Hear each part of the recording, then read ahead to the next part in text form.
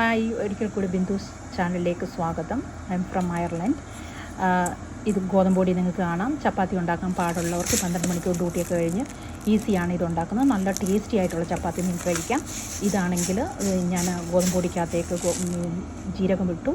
അതിനുശേഷം അജ്വാൻ എന്ന് പറഞ്ഞ ഏഷ്യൻ ഷോപ്പിൽ അവൈലബിൾ ആണ്. ക്രഷ്ഡ് ചില്ലി ചേർത്തു. അതിനുശേഷം തേങ്ങ നിങ്ങളുടെ രുചിക്കനുസരിച്ച് തേങ്ങ ചേർക്കാം. ഒത്തിരി ചേർക്കല്ല, തേങ്ങ ഇല്ലെങ്കിലും കുഴപ്പമില്ല. പിന്നെ എത്രയാണോ ഗോതമ്പൊടി എടുക്കുന്നത് അതിനനുസരിച്ച് നിങ്ങൾ എഗ്ഗ് ചേർക്കണം. 1 2 ചേർക്കുന്നതനുസരിച്ച് സോഫ്റ്റ്നെസ് കൂടും.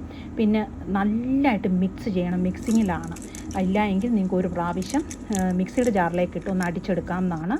ഈ രീതിയിലുള്ള കൺസിസ്റ്റൻസി മാവിനുണ്ടായിരിക്കണം. അതിന് ശേഷം നല്ലതായിട്ട് നിങ്ങളുടെ ഗീ ഉണ്ടെങ്കിൽ അതാണ് ഇച്ചിരിയും കൂടെ ടേസ്റ്റി ആയിട്ടുള്ള ചപ്പാത്തി നിങ്ങൾക്ക് കഴിക്കാം.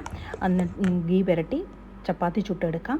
അതല്ല എങ്കിൽ എണ്ണ ചേർക്കാം. എന്നിട്ട് ഈ രീതിയിലുള്ള ചപ്പാത്തി, രുചിയേറും ചപ്പാത്തി, ആരും പറയത്തില്ല, ചപ്പാത്തി ചുട്ടെടുക്കാം. Thanks for watching.